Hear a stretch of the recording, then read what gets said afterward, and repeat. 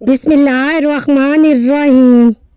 حضرت ابو ہریرہ رضی اللہ تعالیٰ عنہ روایت کرتے ہیں، نبی اکرم صلی اللہ علیہ وآلہ وسلم نے ارشاد فرمایا، بے شک اللہ تعالیٰ نے مجھے یہ اجازت دی کہ میں اس مرغ کے بارے میں بیان کروں جس کی دونوں ٹانگیں زمین میں ہیں اور اس کی گردن عرش کے نیچے جھکی ہوئی ہے، اور وہ یہ کہتا ہے تو ہر عیب سے پاک ہے، اے ہمارے پروردگار تو کتنی عظمت والا ہے۔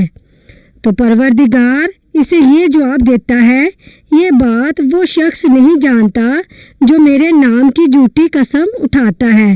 مجمع الزاویہ حدیث نمبر 6916۔ حضرت انس رضی اللہ تعالیٰ عنہ سے مروی ہے کہ ایک مرتبہ نبی صلی اللہ علیہ وآلہ وسلم کی مجلس میں 2 آدمیوں کو چھینک آئی۔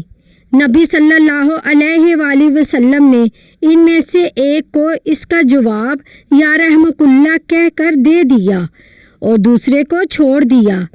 کسی نے پوچھا کہ 2 آدمیوں کو چھینک آئی، آپ نے ان میں سے ایک کو جواب دیا، دوسرے کو کیوں نہ دیا؟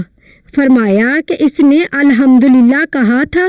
مسند احمد حدیث نمبر 11984۔ ابو ہریرہ رضی اللہ تعالیٰ عنہ سے مروی ہے کہ نبی صلی اللہ علیہ وآلہ وسلم نے فرمایا، 3 چیزیں مکمل طور پر حرام ہیں، حجام، سنگی لگانے والے کی کمائی، زانیہ کی کمائی اور کتے کی قیمت سوائے شکاری کتے کے۔ السلسلہ حدیث نمبر 1242۔